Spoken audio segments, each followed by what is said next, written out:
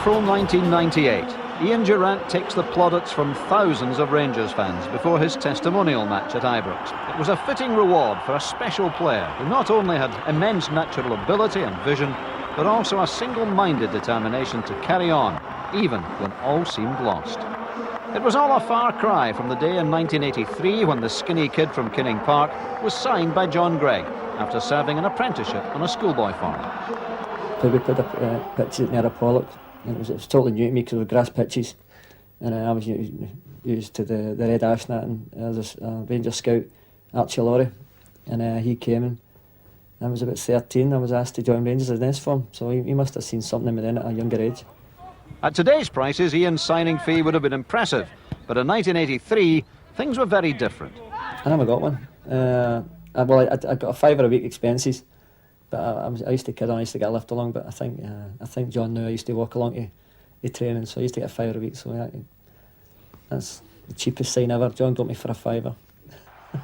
But Ian, being a streetwise Glasgow kid, knew that he could get one over on his new gaffer, eventually. There was a tournament, we used to go to a tournament in France.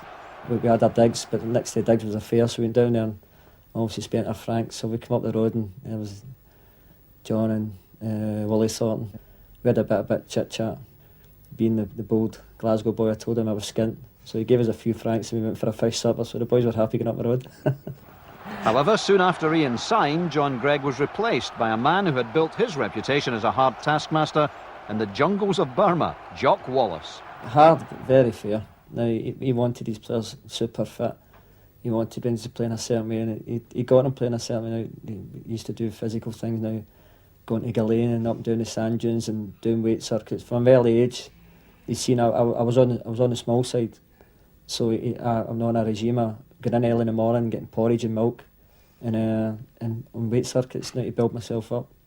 So I went from now one extreme to another now. Try to learn how to play in the pitches and how to play football. Now, and a big jock comes in and changes the format. Now I have to get myself built up, and it's worked out well for me now.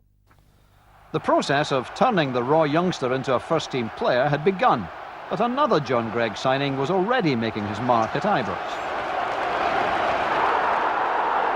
McCoist, right out the blue, right through the Celtic defence, 27 seconds. Ali and Ian were to become very close, both on and off the park. But in those days, Ian was Ali's boot boy. Remember that horrendous hair bear bunch haircut he had? Honest to God. There were like 2 beehives on top of his head at one time. And I thought, what is this? Just walked in the dressing room, built like that. I have to say, he was probably a better boot boy than he was a player, because he used to get a hell of a shine on those boys, I'll tell you. Eventually, the call-up to the first team came. And on his debut against Morton in April 1985, he turned the tables on the man whose boots he used to clean. On a Friday, Big Jock used to have a reserves against the first team, and there I was at inside left for the first team on the Friday on the practice match. Then after training, he gave me 2 comps and said, "Get up your parents, you're playing tomorrow." It was the end of season stuff, and Jock was rebuilding for next year. There was myself and Derek, who were on the fringes, and he played against Morton. It was brilliant. McCoist scored a hat-trick and I got man of the match. It was brilliant. So I got one out of an early age. One Rangers player of the time who would be influential many years later still recalls the young Ian Durrant. He was always very confident. Him and Derek Ferguson were partners in crime at that time, and they ruled the roost in the reserve team and youth team kind of dressing room. And I never ventured into that area very often because I knew those two would be hanging around. But no, he started to break through into the team just after I had broke my leg, and we never really played many first team games together, but it was a revelation. As soon as he came into the team, everybody knew that was the level he should have been playing at, and maybe even beyond that. Ian's goal-scoring career got off to a dream start. The date, November 1985. The venue, Ibrox. The opposition, Celtic. The only problem was that the game wasn't televised, so no TV pictures exist of the match where Ali McCoist and Davy Cooper helped to secure a 3-0 victory. I went to hit it and missed hit it. I've hit the top and it's just rolled over the line and not even hit the back of the net. Since that day I had a good record against Celtic. But all was not well at Ibrox, and after a poor season when only the Glasgow Cup was placed in the trophy cabinet, Jock Wallace was replaced by Graham Souness. The new regime would revolutionise Scottish football. at an early age, I'm now my third manager, and you're thinking, well, I mean, lucky enough with the first two like me, maybe the third one not like me. Basically, I said that there'll be major players coming in, and a lot will be leaving. So you didn't know what category you were in, so you had to buckle down. I see what I was with that guy, you know what I mean? Soonish took to him, Big Jock took to him, Greggy loved him, and they all hated me. You know what I say? They just loved me, Durrant, and they all used to punch my lights out. I maybe just get one of his faces. No, but he's a likeable guy. You couldn't fail to like Wee Durrant. You know, he gave you everything he had on the park, and he was a genuine guy on and off it. Ian's ability couldn't be ignored by his new manager, and he proved his worth when Rangers met Celtic at Ibrox. Ian was determined to secure his future with the club he had always supported.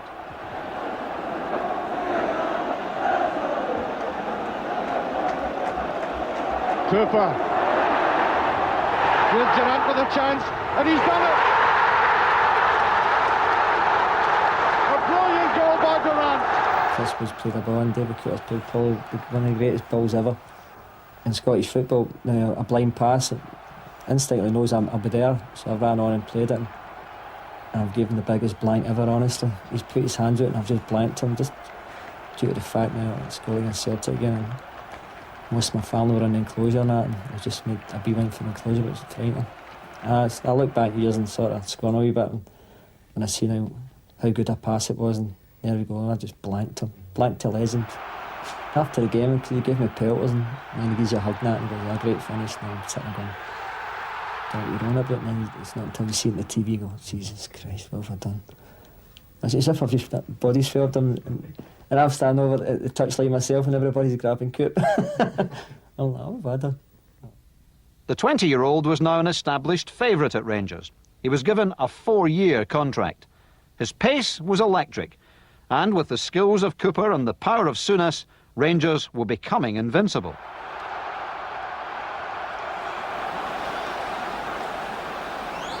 Cooper hoists it in, straight back out.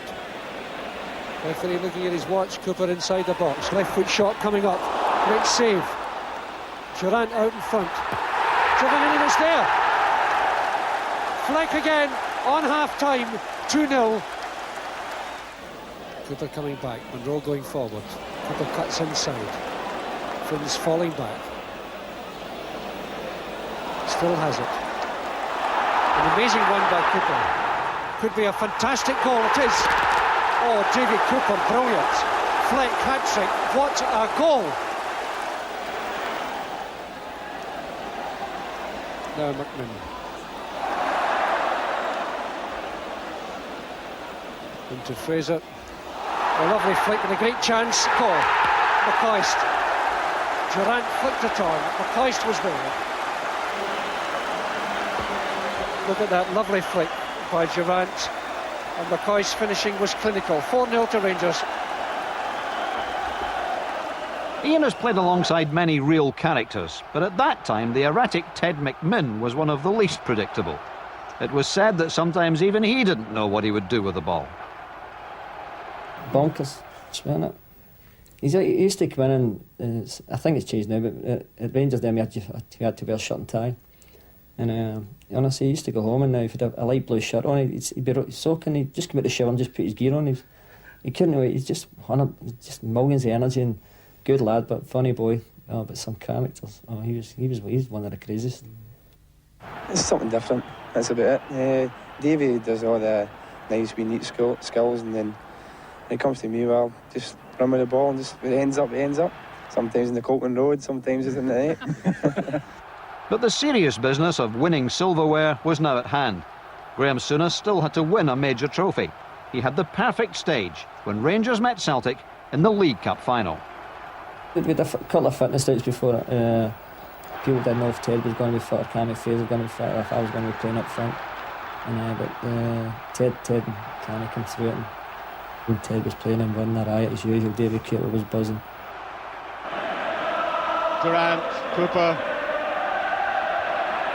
Well, nice play there by Ferguson. It was now Cooper. Oh yes, a booking for that.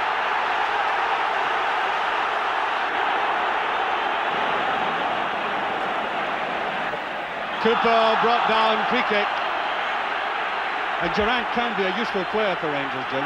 Well, he was so useful in the last game. He scored the winner, and he actually had an exceptional game. He's obviously a young player who has had a tremendous season so far. And Candy Fraser is there. Butcher's there. Durrant is there and scores. Durrant has scored for Rangers. 1-0. Well, the very boy we were just talking about there takes his chance. Only a half chance. And the near side of the goalkeeper. Rangers are in the lead.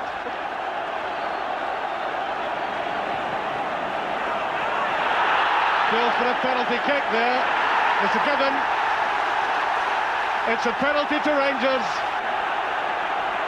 A vital moment in this game. I make it 5.5 minutes remaining of the Skull Cup final. Penalty to Rangers. 2-1.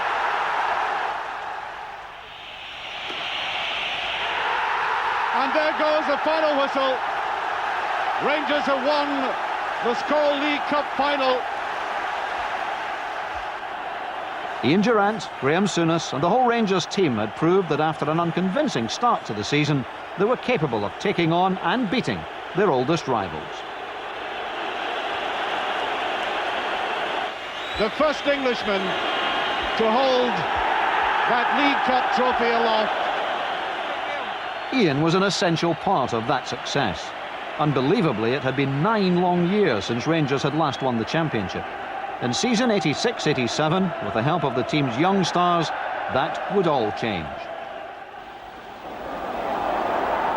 That's it in. It's there. Flack has scored for Rangers. Beautifully touched on, beautiful move by Rangers again. Really are playing some superb football. Engineered mainly by the man spraying out that pass at the moment, Souness. Now Cooper.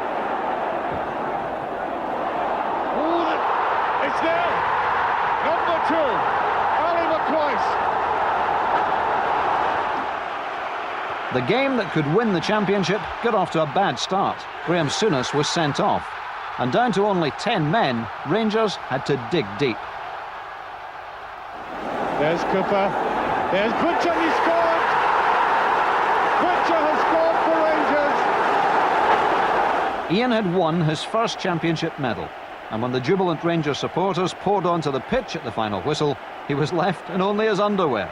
The fans had taken the strip for souvenirs. But Graham Souness was still angry. Earlier in the season, Ian and Ali McCoist had been arrested after an incident in East Kilbride. But the best it was, he fined us, we won the league in fact at Aberdeen, and he fined us that day and coming home in the bus. Me and Coist were sitting out the back raging. She said to Durrant, he says, right, you're fined. He says, you keep out of trouble over the summer. He says, you can get your money back. Durrant says, okay boss, you know, he's like, he says, okay boss. He says to me, he says, right you, he said, you're fined. I says, aye. He says, if you get married, he says, you can get your money back. And I stick in money, I said. The police had been called during the incident, but even when in custody, the double act's humour shone through. Oh no, still I'm laughing, but it's not funny. And then we ended up in the police station. The policeman comes in, and me, Durrant and I, we're playing Push a Penny. And the big policeman came in, dead serious. And he says, right, you two. Looked at me and says, have you got a police record? I says, aye, walking on the moon. Right, and I'm looking at the big policeman. Never cracked a light. I'm going, oh no, I wish I hadn't said that, you know. He said, is that right? Both threw me in the cell, you know, and I'm sitting like that. I was only joking, you know. But it was fine, I was only joking. But great. Even that was a great memory, but, you know, stupid, the two of us were stupid, and we recognise that. Graham Souness instilled an iron will at Ibrox. Every player knew what was expected of him. And although Ian was sometimes called Wee Durranty, his determination and his will to win was enormous. One of the most remarkable Old Firm matches of all time took place that season. In an incident-filled encounter, Celtic's Frank McAvenny, Rangers keeper Chris Woods and captain Terry Butcher were sent off. With that one-man disadvantage, Ian displayed the never-say-die determination that epitomises all the great Rangers players. Stark nodding it sideways, next day helps it on to Grant. Oh, that's a good ball from Stark. Here's Walker. That's for Peter Grant. That's the second! And again from Ferguson. There's Goff. Still Richard Goff. Now McCoist, a great chance for Rangers! He's made it! Rangers are right back in the match! And I can remember all the boys in the enclosure giving Peter Grant pelters. And wee Granty runs by them, back out the park going, you know, 2-1, 2-1. The next minute, I don't need to tell you, wee Durrant goes down the line. And how he gets, I couldn't believe he was out there in the first place. And he keeps going, and he keeps going. And he swings this ball over. But it's Durrant again, the last chance perhaps for Rangers. The chance is on for Goff! Richard Goff makes it 2 apiece! In the final minute of the match. What incredible drama here at Ibrox! I can still see wee Granty sinking to his knees. Sorry, Peter. He's sinking to his knees going like that because he's just been run up giving it 2-1.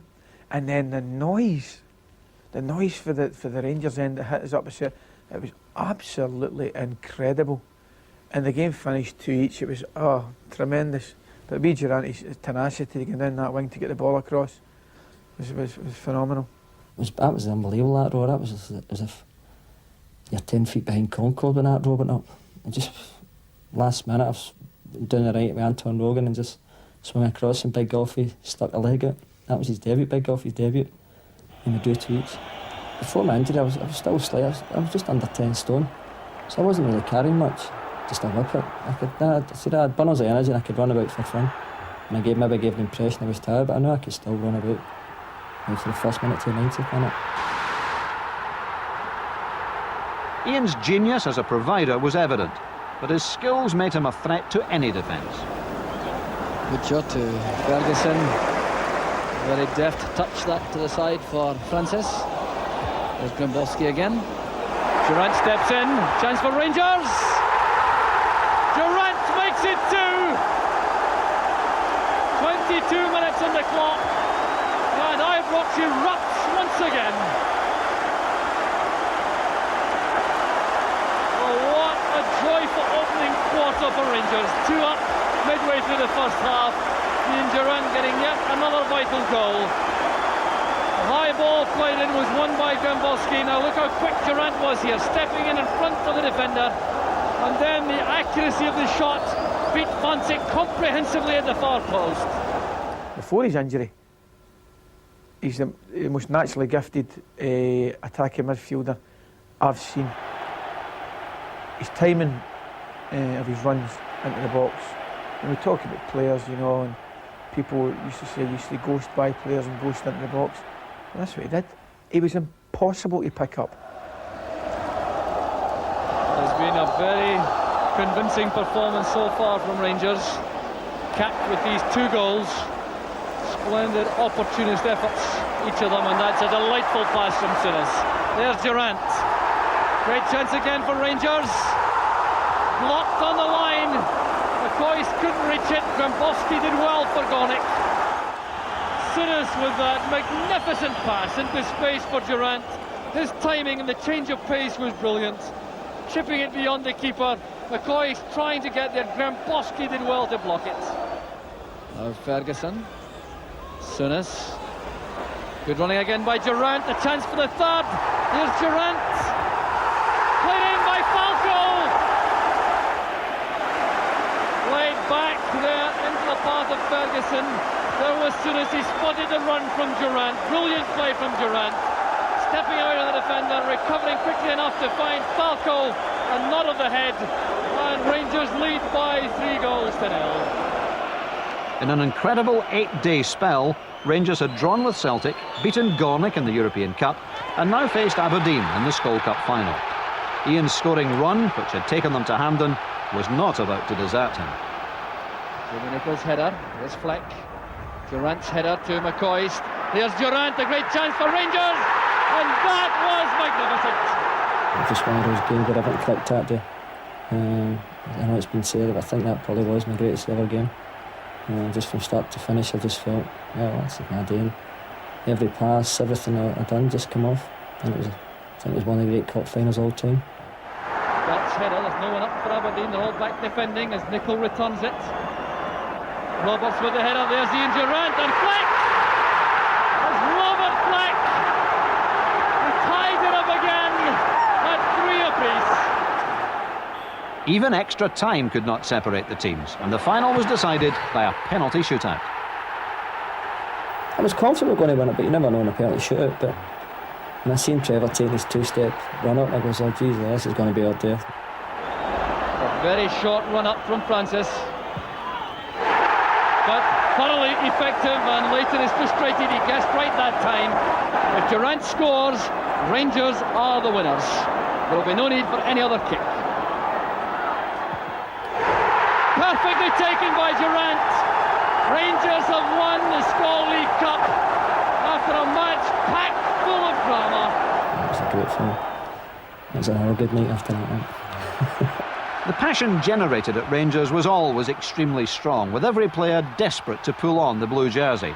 But with only 11 places available, competition was fierce. Every week there was a scrap at Rangers, only because now you've got 18 players and there's only 11 jerseys, but that was just a winning mentality as soon as it set in there. And it used to carry on a Friday in the training, used to Scotland, England. See the scraps, that wasn't a Friday before a game. Frightening. Mad, one with Souness and one with Graham Roberts, man. Imagine taking you two on. And Graham used to play for England, right? That used to annoy us, right? That used to annoy us right away. But honestly, you got to believe me, they couldn't have beat us. And I remember one, it was brilliant, we're about 5-0 up.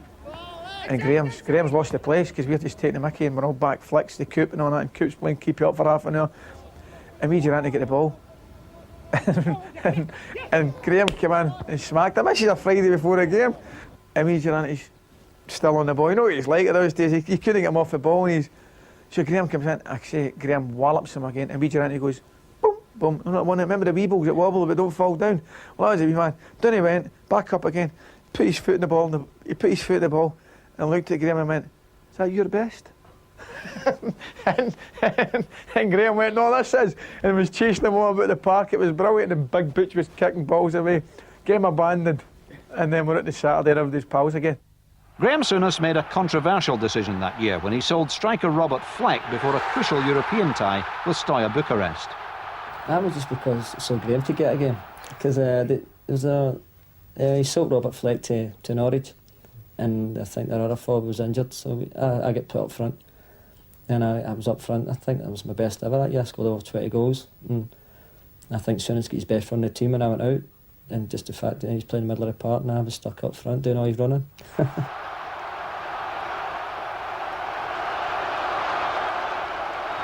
Now Durrant, shooting chance for Durrant. Yes! You found yourself going back in the midfield just because the position you're playing in and helping out, but you used to crack up because they say I want you to play up front now. And fortunately enough, now myself and McCoist scored a few goals. But despite that success, Celtic won the championship in 1988, which made the first Old Firm clash of the following season a match which Rangers were determined to win. Celtic's just laid out a line now that they're coming here full of beans and that. They've won the league, they won the double, and even then earlier on, it was the first game of the season. I think we were playing catch up again, and we had to win it. It was either go 5 points behind or go one behind, and we won, and everybody was buzzing. Ball's offered by Barnes. Here's Mark Walters.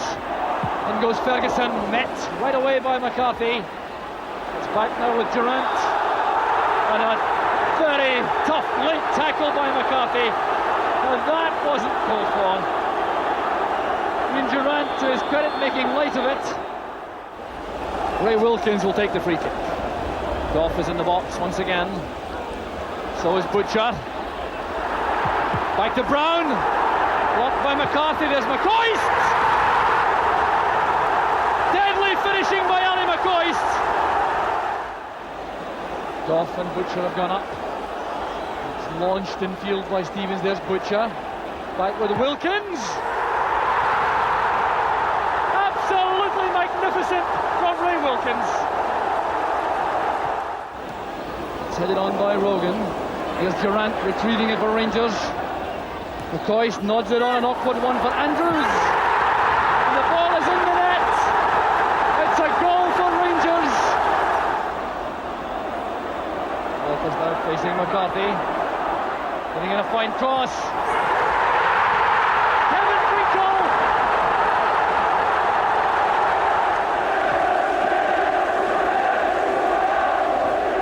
White judging the fight well. There's Brown. Aiken in trouble as Ali McCoist. Down he goes this time, but Walters! Mark Walters makes it 5. Ian Durrant will come off. There's still 20 minutes to go, and so this took me off. But I had to knock, but everything was fine. He came on and started to show what another boys are coming after the game. I just stumped him 5-1, and I could have been 7 or 8.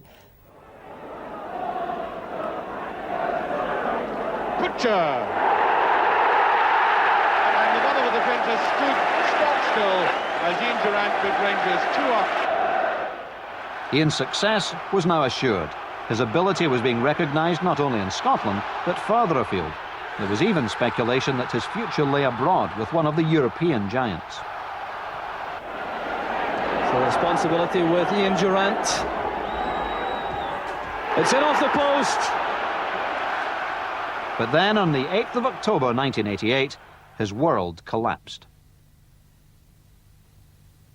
One tackle in a match at Pittodrie caused so much damage that Ian Durrant would not play a first-team game for Rangers for the next 2.5 years. 8 minutes past 3, I'm on my way to hospital. It's just one of these things that happen.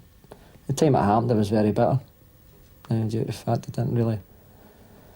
I had the world at my feet, and I didn't really know the circumstances of my injury. I didn't really know the severity of it. And 2 years later I found out the severity, and now it took us 2 years to get back, but I'm not going to say now it's a bit nil. These things happen. As you get older, you sort of go level. Any line of work you can get injured, and I was just unfortunate there. I can still see him as if it was yesterday, sitting on that treatment table in the waiting restaurant at Pittodrie, with ice in his knee. And he was in shock, he was definitely in shock, because the pain hadn't really set in then. I remember getting in, I thought, it's serious, absolutely, it's really serious. As an optimistic young player, Ian thought that he could come back long before the experts predicted. But eventually the extent of his injury became apparent. They've given me a certain time, I'll do it, I'll not be out for that time. And then I had one breakdown after another, 3 breakdowns, and that was nearly the end of it now. Those breakdowns were so demoralising that Ian often thought of leaving football altogether. Any time, every 3 months.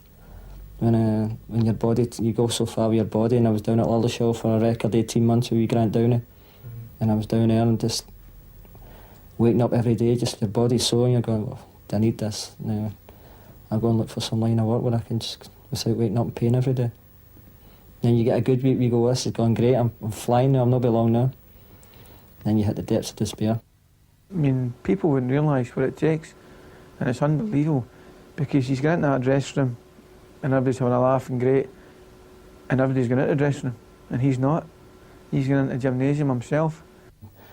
Due to the fact that I had so many operations, when he was getting my knee functioning again, I had a ligaments in from now, like a dead man's body, and it's just getting my body to react to them again, and your knee moving which way and get your knee balanced, and just doing, most of it was soul destroying, just doing exercise, but people maybe laugh at you, but simple exercise were getting my body to get my brain to tell my knee how to work again, now these new tendons in, and it just now like wee stretches and just wee simple things. But I was doing it for now 3 hours a day, and then a break at lunch, then another 3 hours of just now like stretching and balancing work in front of a mirror. Had that wee Grant Downey now, the phys at Ibrox now. So man, if I did I'd have shot him any time. He's been there and seen it done it with so many players, and he put you through the pain barrier. But every day was a challenge. Now your body was killing you. You're in the swimming pool, out on a bike, running up mud hills just to get your muscles going again. It was just many a time you just go like, oh, stuff this, I'm out of here. But the mental strength that he showed to come back, I can't praise him highly enough. And the mental strength that he showed in the latter stage of his career. Still getting into the gym every morning before training. I mean, we're going into training at 9:30, 10:15. He's getting at 9 o'clock doing half an hour in the gym and his quads for his knee. I mean, nobody realises that doesn't watch him, you know what I mean? His capacity to train and work and his desire to do the best that he could was remarkable. The hard thing was coming up and watching the games every week. And at that time you're still getting your name chanted and all that, and you're watching games with a big lump in your throat. And it's those days that get you through it. And at the end up you go, well, I'll prove them, I'll show them what I can do and get back. That determination brought Ian his reward in February 1991, when over 15,000 fans watched a reserve game. Even Ian hadn't realised just how much he meant to the Rangers supporters. All of a sudden I've got the Rangers end open, then part of the Celtic ends open, then they've had to open all the gates up, they couldn't cope with it. And yet the game's going on, there's people now round the touchline, they're all walking round the touchline. Oh, geez, so if I'm not under enough pressure next minute, fortunate enough we won that day and everything went well for them. Unbelievable. That'll live me as long as I live. Ian's first team return came 2 months later. Only the skill of Andy Gorham stopped him from scoring. And although he may no longer have had the lightning pace of former years, he had adapted his style of play in a way that few players could emulate. He's a phenomenal player before his injury, but by the same token he's a phenomenal player after his injury. He couldn't do what he used to do. So he took stock of the whole situation and turned into a phenomenal passer of the ball.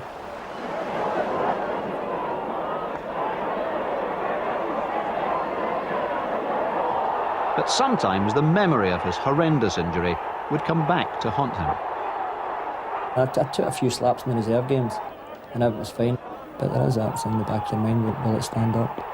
But your bottle starts coming back again, then you start getting about, and then you're ready for anything. Ian proved that in the very next game.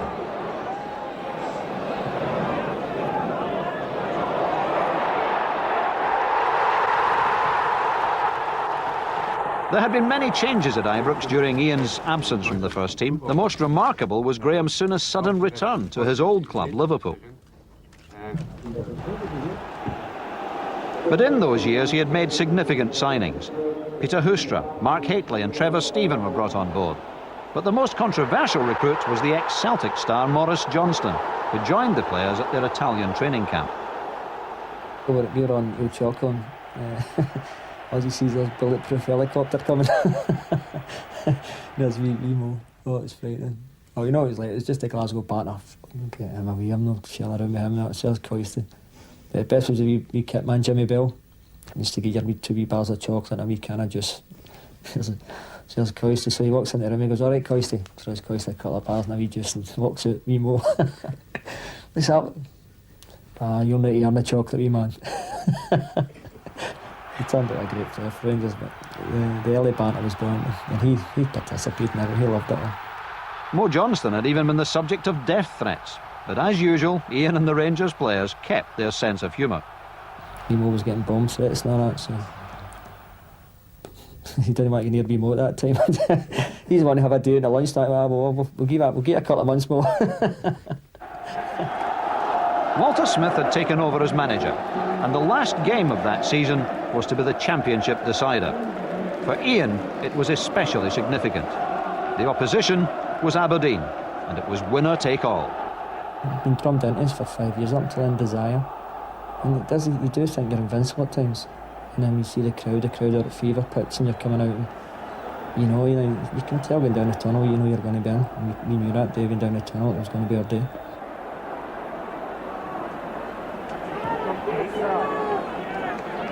There's Durrant, Hateley, Ferguson.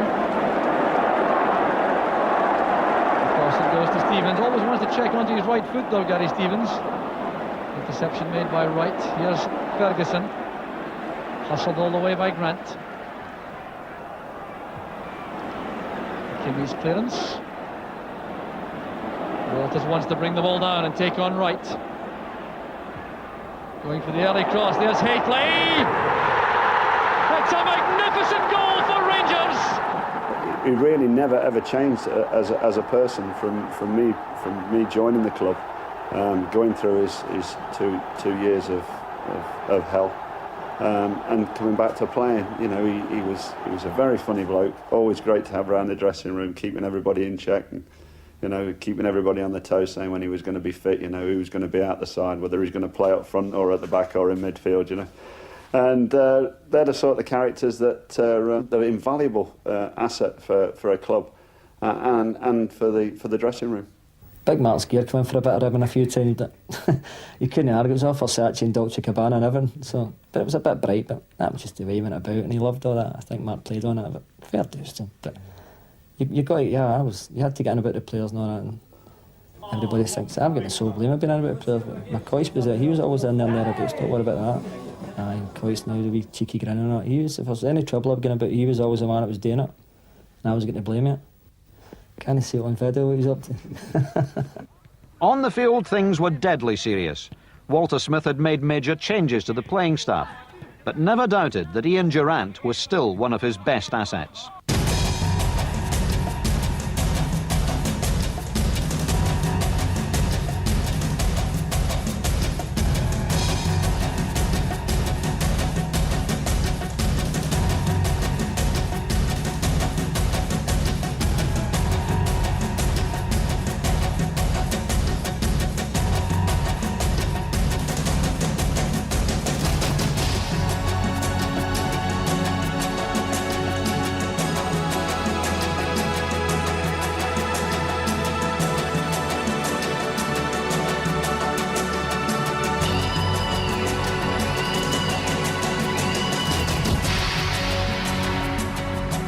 The fourth championship in a row was won against St Mirren, and Ian, of course, was in the midst of the action.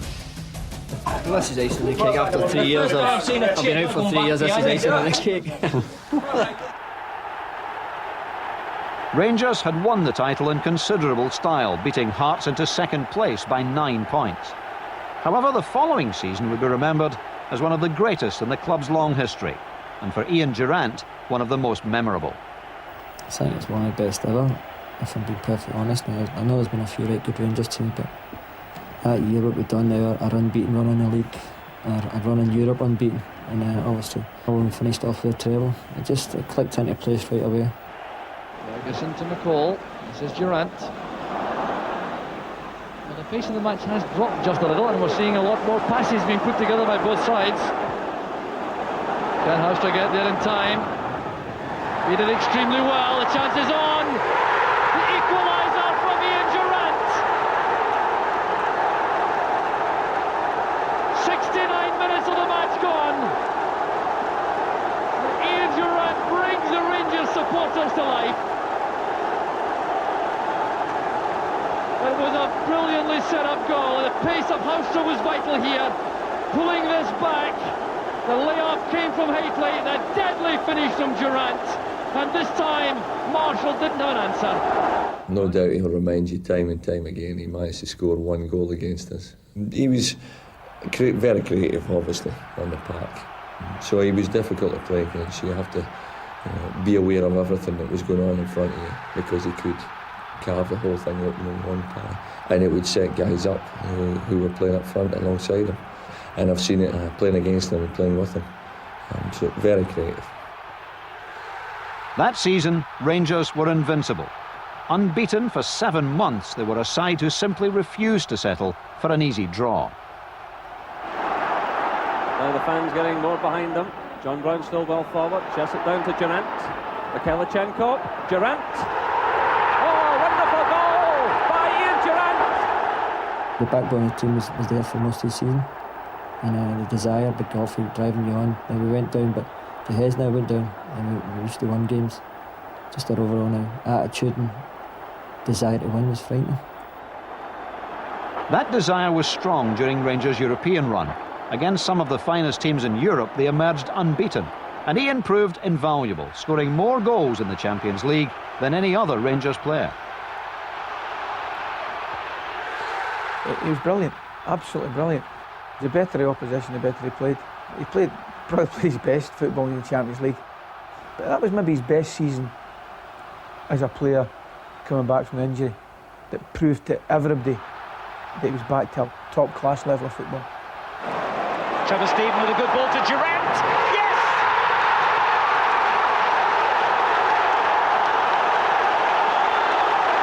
6 minutes before half-time, Rangers get the breakthrough. Ian Durrant. Well, this is their best move of the game. What a great spotter's badge there from Trevor Steven. Good first touch and a brilliant finish. 20 minutes to go. It's 1-1. Durrant. Steven. Well done, Trevor Steven. What a shame he hit that straight into the back of McCall. But Nisbet whips it in. Oh my word! It's a goal by Nisbet. It's the break and the stroke of luck that Rangers needed. It might be the biggest fluke in Europe this season, but who cares? Rangers are back in front. I scored a cracker that night. Probably the only bit of football we played that night. Big Nizzy gets all the plaudits for a fluke. Typical, innit? But there was nothing accidental about Ian's goal in Marseille after trailing 1-0. Again, Rangers' huge desire to win was a key factor. A goal for Marseille. Frank Sauzet. As they look for this equalising goal, Stevens' corner floated in. It's a terrific goal by Durrant. 1-1. A terrific goal for Rangers.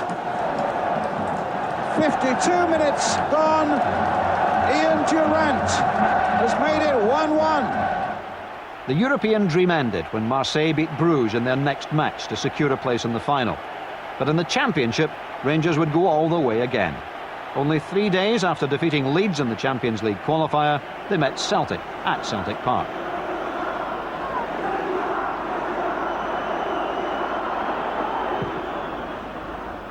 And they got him taking every advantage, finds Hitley. In comes Dale Gordon. Ali McCoist there. Here's Ian Durrant. Ian Durrant scores for Rangers. I never scored in the Celtic before, so that was a good day as well. McCoist had tapped me in the bum going like that, but that wee passer. He always remembered his good passes, but he never remembered his bad ones. And 90% of them were bad. No Old Firm game's the same, it's just...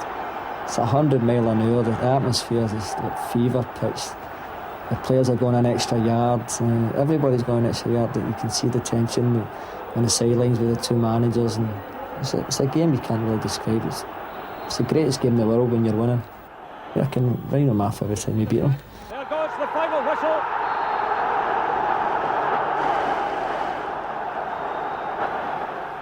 The first silverware of a glorious treble came when once again Ian met Aberdeen in a League Cup final. Nice little dummy by Durrant. Ferguson getting the ball at his right foot. Oh, it smacks off the post. So that's not a good clearance by Stephen Wright. McCall plays it to McCoist, to Durrant. Some lovely close play here by Rangers. Oh, it's McCall. Stuart McCall. What a blunder in the Aberdeen defence. McCoist again. This is Durrant. McCoist racing through. It's Ian Durrant. Oh, what a marvellous effort. And well saved by Theo Snelders. And there goes the final whistle. The gutsy performances of that season depended not only on the skills of the goal scorers, but on the midfield and the defence, especially Richard Gough. He got his point of view across and always made sure now we stick together as a team.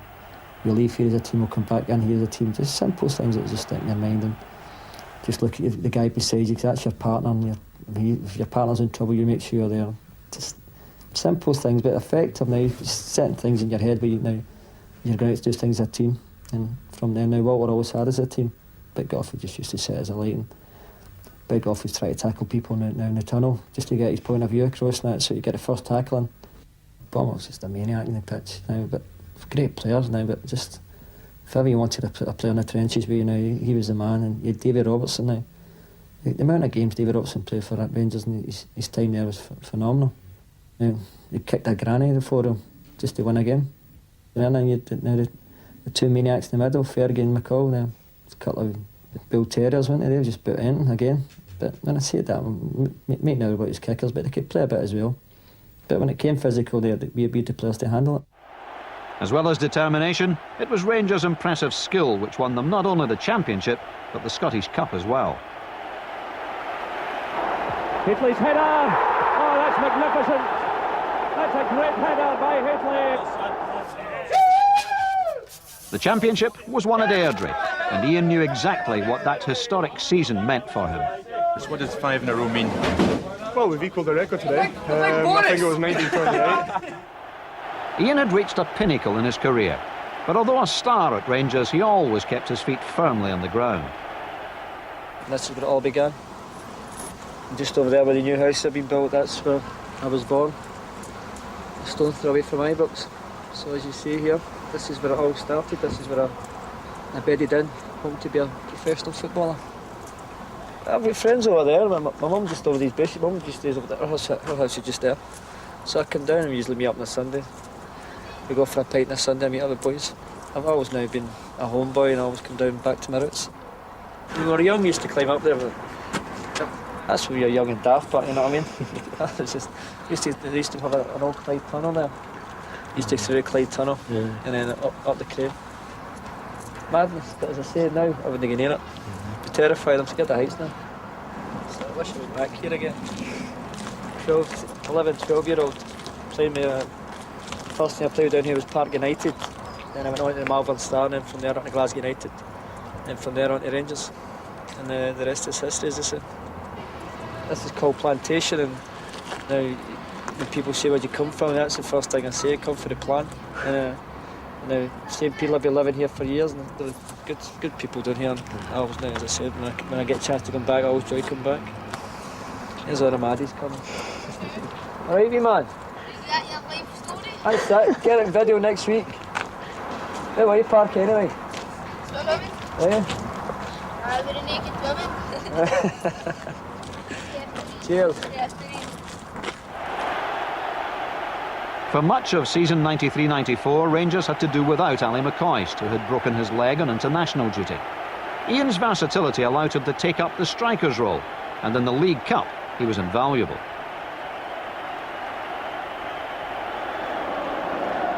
Hitley again, holding it up for Durrant. And a very good ball that by Ian Durrant. Race here, Durrant with Galloway. Bit of wrestling there by Durrant, was that? Hitley scores for Rangers! Made by Durrant, finished by Hitley, and Rangers snatched the lead. In the final, Ian was even better. Ferguson to Durrant. Hitley return pass, there's Durrant. The opening goal for Rangers. Brilliantly finished by Ian Durrant. 10 minutes of the second half gone.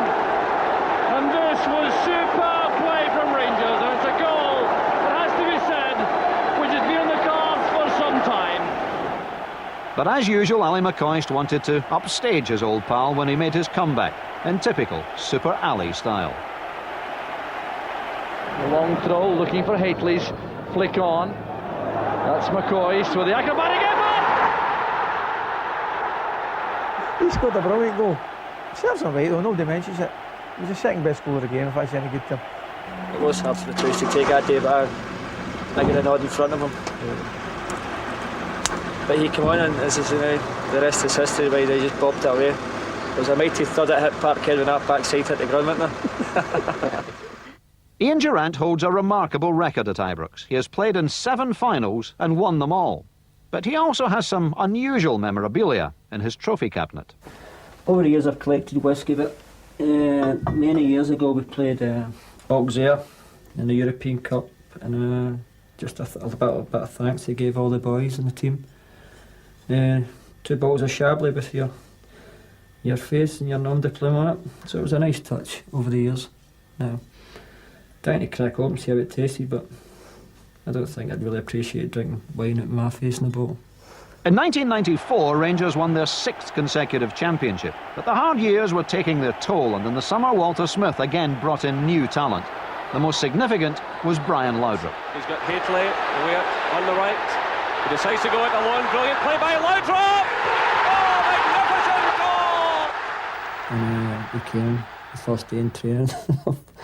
This was 1v12. Laudrup just played it. He had the team himself and he just taken it. Oh, phenomenal then. But for Ian, there was a shock in store. He was sent on loan to Everton, and many thought that he may never return. I was starting to get in the team then. There wasn't any light at the end of the tunnel. See me getting in the team, and I went down and I goes, I'll get a fresh break and see how I like it now. The Premiership was just starting to buzz then. I went down and enjoyed myself. Staying at the top level, if you stay at a club for a long time, I would think nearly impossible. Everton probably won't like me saying it, but it freshened up his desire to play for Rangers again. Ian returned to his old home in November and was given a great reception from the Ibrox fans. He had a point to prove, and in the next game did exactly that.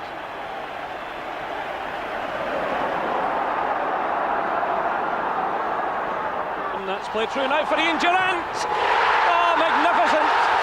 A great pass by Laudrup, and Ian Durrant, after 56 minutes, makes it Dundee United 0, Rangers 3. Another delightful pass from Laudrup. Durrant running through. A great finish by Ian Durrant. You can't believe he's back at Rangers. That's where he wants to be, and he's scoring goals for him is even better.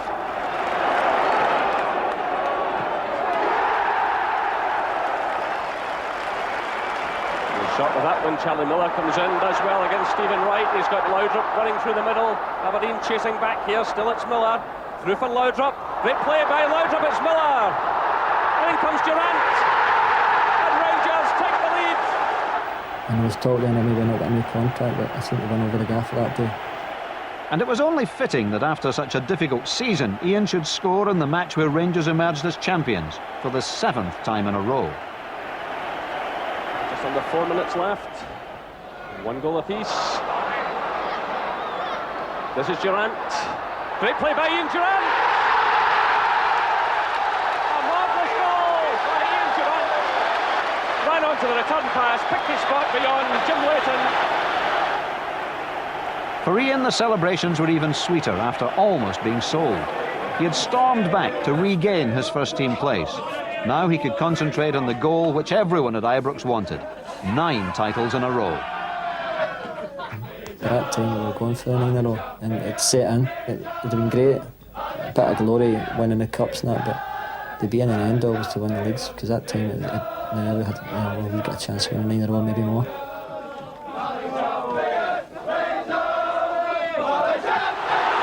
Good play by Solenko. McCoist is Gascoigne racing through the middle. It's great play for Rangers, and Gascoigne has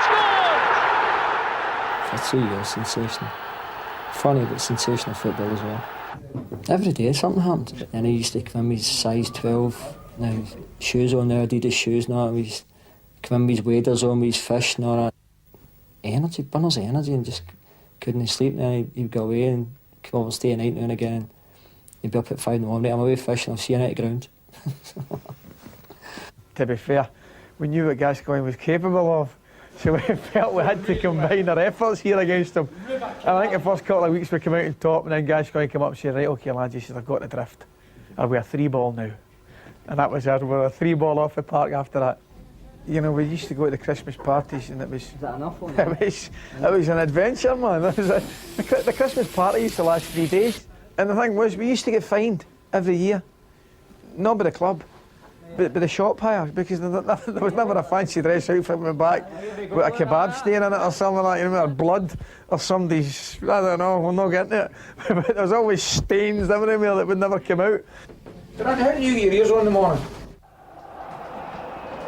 The quest for 9 in a row was relentless.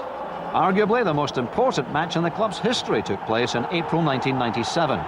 Rangers were on track to win their long-awaited prize, but Celtic were trying everything in their power to stop them. He'd one more hurdle to go. If he'd have failed at that hurdle, nobody would remember the 8 before that.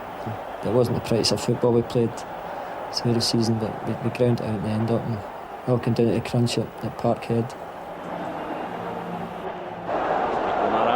Again, Durrant was keeping a close eye on him. Good challenge. He's getting through a power of luck.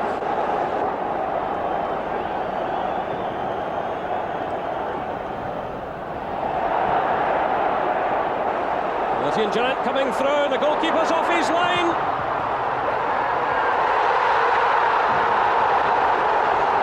Rangers sensationally take the lead. It was Alberts who swept the ball through. It was Heatley with the noni. He got the merest touch on it, and then Stubbs headed it into the path of Durrant. The goalkeeper had already left his line. Malky Mackay had the chance to clear.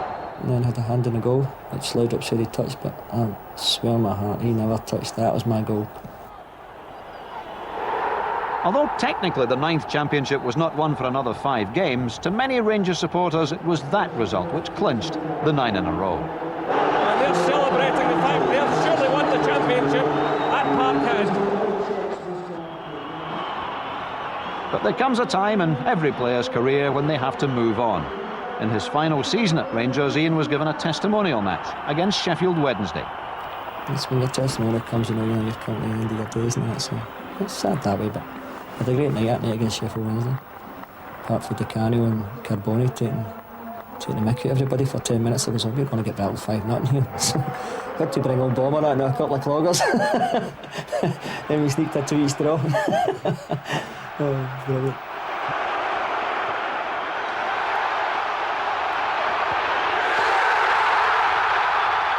Ian's Rangers career was now over, but he will always be remembered with huge affection by the club's supporters.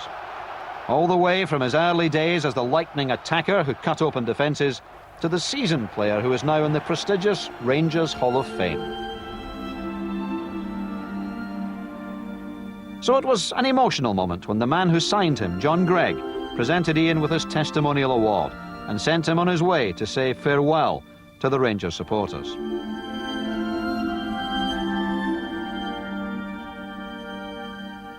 Some commentators had hinted that Ian had stayed too long at Ibrox, but the significance of those 9 titles in a row was extremely important to him.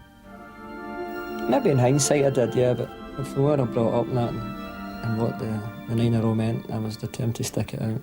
But I had a desire to stay for 9 in a row and I got it. For many players that would be the end of the story, but Ian still had a great deal to offer, as Kilmarnock would discover.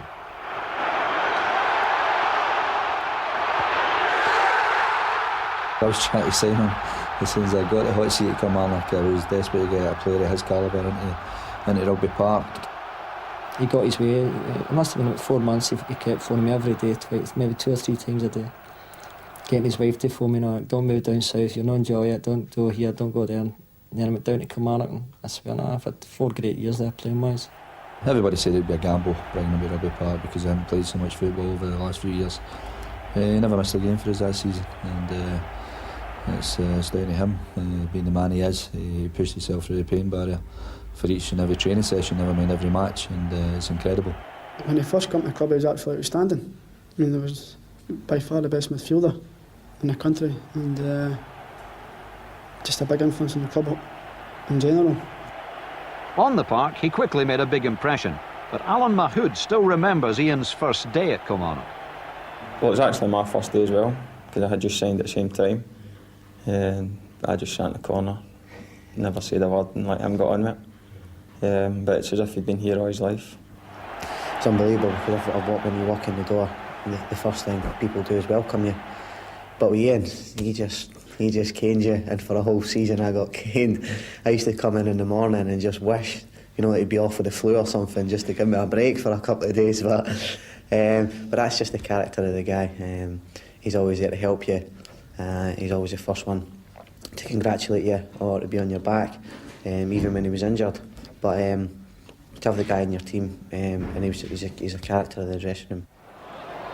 To liven up the dressing room even further, old teammate Ali McCoist also joined the ranks at Rugby Park. Durrant.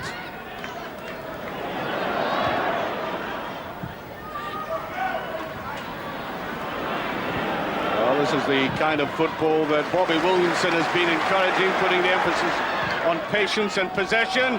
Ali McCoist going in there, and he's done it again! The gaffer said to us, he goes, what about Coist? I goes, look, go give us a break. I'm enjoying myself now. He goes, I'm looking for an experience for. I goes, all right. I goes, give me my phone. And 2 minutes later, that big daft face comes in with that big daft smile. I goes, oh, here we go. Picked up by Durrant. A position he relishes. McCoist giving support on the left-hand side. Here's McCoist again, and it's there! The man's hat-trick! What a glorious comeback to Scottish football. And he made it look ridiculously easy. The two ex-Rangers together in new colours, but with the old familiar style. Watch the timing of the pass. That was crucial to this. Just glided there, we're caught in no man's land. If Durrant had the ball and he made a run, he would see it. And if he thought you were a good option and the best option, he'd give you it. Never a run made that he never saw. Saw everything. Great vision. I've seen it when I played against him. How McCoist would make runs and you think, where's he off to? You know, and this is all going through your head while you're playing in the game. You know, where's he off to? You know, the ball's not even crossed the halfway line. And then all of a sudden there would be a couple of passes and the ball would be at McCoist's feet and all of a sudden he's 1-on-1 on you. And it was just the partnership they had. And it was the same in training. When the two of them were here in training, there was still little passes, little flicks, that he knew what his favourite running was. And he could see it early and play it. Durrant, it's through to McCoist, and it's 1-0 to Kilmarnock. The goal against Motherwell was phenomenal. Durrant knew what I was going to do, because I was never going to run away from MD. But then you only need half a yard, that's all you need.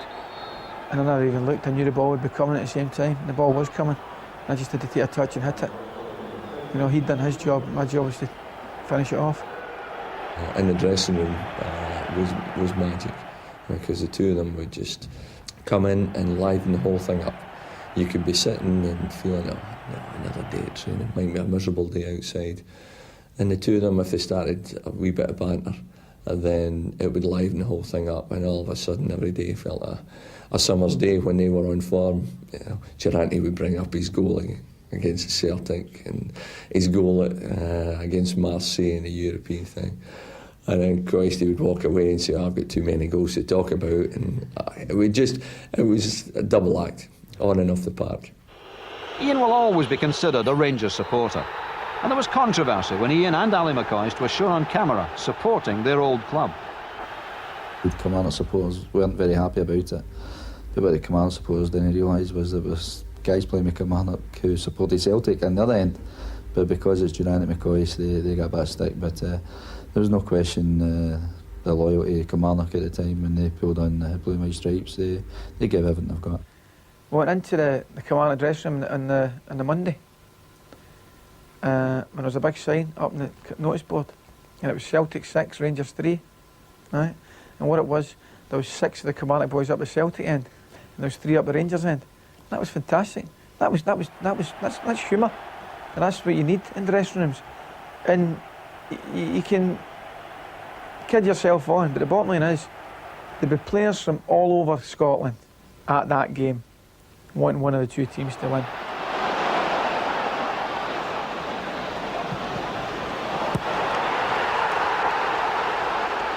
No, never on any occasion did I ever go there and feel he was a Rangers man. You know, when I went to Ibrox, he was a Kilmarnock man. He wanted to do his best for Bobby and the boys. Even at that time, there was nobody in the Rangers team that could match Ian Durrant for his vision. And we were, as I said, we were very fortunate to have him in our team. We beat Rangers 3-0. The team Bobby had out on the day, if we played to capabilities, we knew we could beat anybody. So I wasn't welcomed in Kilmarnock Park that night. And of course, Kilmarnock games against Celtic were always special. Yeah, we beat them 2-0 at Rugby Park. For some reason, Celtic have always found it hard coming down to Killie. And just one of those days where everything clicked into place. Mark Roberts and Ali Mitchell scored, and what a result it was.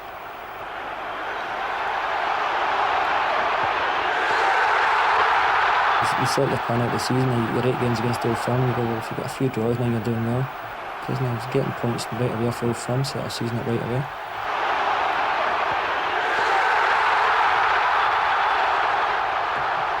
Ian's level of performance was so high that he received 9 more caps for Scotland whilst at Kilmarnock, and one of his shirts is proudly displayed at the club.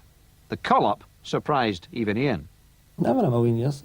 Honestly, I just went down there to play football and just enjoy myself. Everything clicked into place, and you do things really nice because I appreciate what you do for the club now. But they keep the memorabilia. They've got my jersey, my cap and that, so I passed on a few things to them. Don't worry, if you part me, I'll be getting them back, don't worry. Ian had a remarkable record at Kilmarnock. When many people thought his career was fading, he again proved them wrong. At Rugby Park, he was an outstanding player who led the club with honour and pride. And he could score goals too.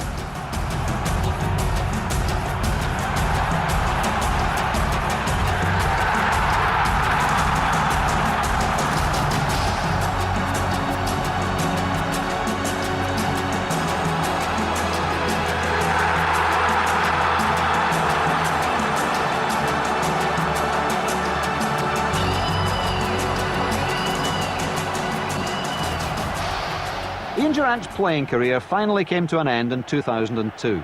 His last major appearance was in the CIS Cup final against Celtic at Hampden, where he displayed once again his value as an experienced leader. He's the best player in the park by a mile. They didn't know what to do. Everything was going through him, and they couldn't get near him. And for us to have a chance to win the cup that day, Durrant had to play. Ian was tremendous for us. He's one of those guys that's been there and done it, and the players respond to that. They look to these guys for guidance. It was, in hindsight, might have been a wrong decision because of Ian's injury. Ian was struggling with a cruciate problem, and we played him in the final against Celtic, and obviously he broke down 30 minutes into the game, but I felt it was a gamble we had to take because to have any chance of winning the trophy, I felt we needed Durrant on the park, and for 30 minutes he was the best player on the park. That injury, ironically on his so-called good knee, effectively ended Ian's magnificent career. However, after the departure of Bobby Williamson to Hibs, new manager Jim Jeffries immediately appointed him as first-team coach. There's one thing he's got, and that's the respect of the players, because he's played at that level. He's a quality player, so the younger players should listen to him all the time because he's been there, he's done it, he's got the T-shirt, and these people are invaluable. When you get to know him, that he's got a hell of a pride in his performances, his fitness level, and the way he wants to play, and he likes to keep that standard as high as possible. And I'm sure he'll do the same in the coaching side.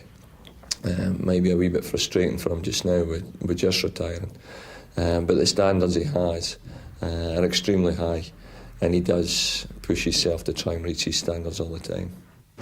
Loved it, honestly. See, if I was organised, it'd be a lot better. Look at the wee midget up these tiptoes, look, it's brilliant, honestly. Little. You need to get my box. I've been in some ugly squads, but I think this takes the biscuit, I'm telling you. He's made for it. Taylor made for it. I've got 3 boys, and if I thought I could get coached by Ian Durrant, wonderful. Brilliant. He's been over the course and distance. He's got the respect of the boys. He's got everything going in his favour.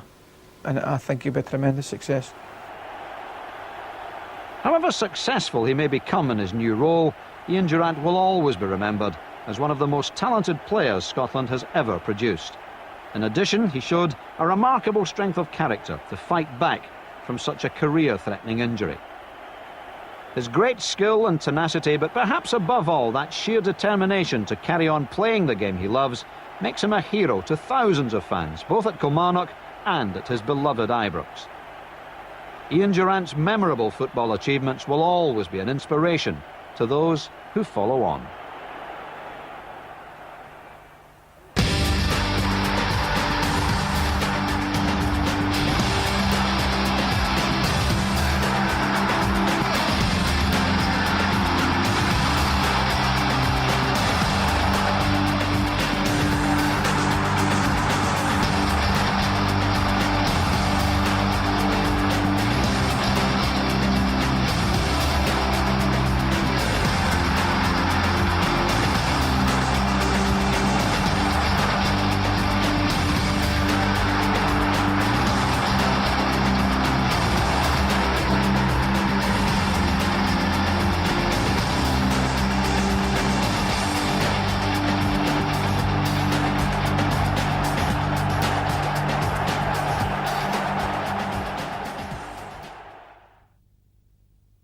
I'd be killed off more times than anybody.